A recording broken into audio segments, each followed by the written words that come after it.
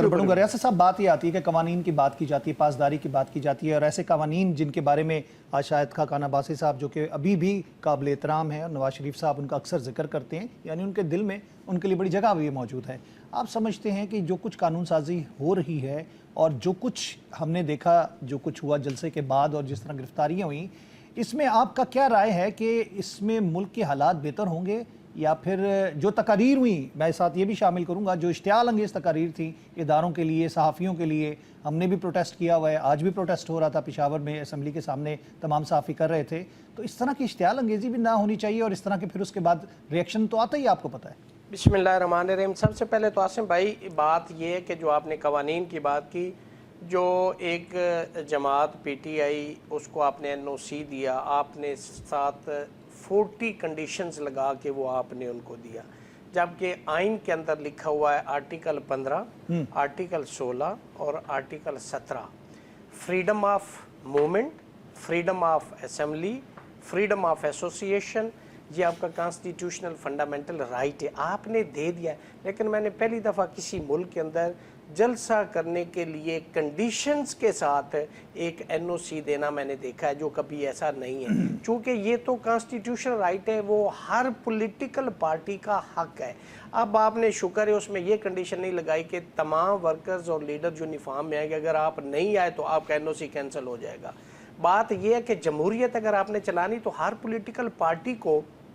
حق ہونا چاہیے کہ وہ اپنی مرضی کے مطابق جلسے جلوس کرے، اور میدان اور گھوڑا دونوں حاضر ہوں، اور اس میں جس کو عوام الیکٹ کرے گی ان کو موقع دے۔ یہ جمہوریت ہے، یہ جمہوریت کا حسن ہے۔ ڈفرنس آف اوپینین ہی اچھی جمہوریت کو ڈیولپ کرتا ہے۔ جب آپ اس ایلیمنٹ کو، اس گراؤنڈ کو ہی آپ مائنس کر دیں گے تو آپ کے ملک میں جمہوریت، پہلے دیکھیں اس ملک کے اندر اسٹوڈنٹ طلبہ کے اوپر، تنظیموں کے اوپر آپ نے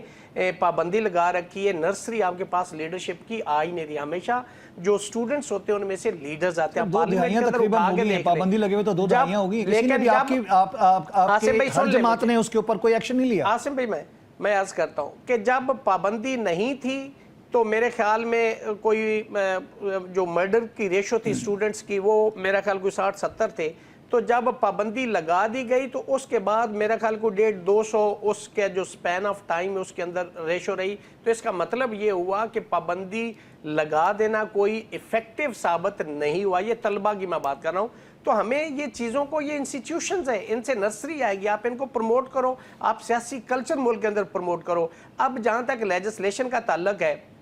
آپ نے جو ایکٹ پاس کر دیا ہے کہ اگر آپ بغیر پرمیشن کے آپ جلسہ کریں گے تو 3 سال ہے، اور فلاں کریں گے تو 10 سال ہے۔ مجھے یہ بتائیں، جو آرٹیکل 227 ہے کانسٹیٹیوشن آف 1973 کا، اس کے اندر یہ مینڈیٹ ہے اس آرٹیکل کا کہ جو چیپٹر نمبر 2 کانسٹیٹیوشن آف 1973، اس کے اندر آرٹیکل 8 سے 28 تک جو دیے گئے ہیں، اگر اس سے وہ لیجسلیشن متصادم ہے، ریپگنٹ ہے، اس کی وائریز کو سپریم کورٹ آف پاکستان میں 184 کے تحت دیکھا جا سکتا ہے۔ پبلک ایٹ لارج کا مسئلہ ہے، پبلک انٹرسٹ کا مسئلہ ہے، اور under article 199 constitution of 1973 through writ petition اس ایکٹ کی وائریز کو چیلنج کیا جائے گا۔ کوئی بھی پولیٹیکل پارٹی، کوئی بھی شریک کر سکتا ہے، کسی نے نہیں کیا، کر سکتا ہے اور ہو جائے گا۔ اور میں سمجھتا ہوں کہ یہ ایک ایسا قانون بنایا گیا ہے جو جمہوریت کے حسن کے خلاف ہے، جو آئین اور قانون کے خلاف ہے، جو اس ملک کے کسٹم اور پریکٹس کے خلاف ہے۔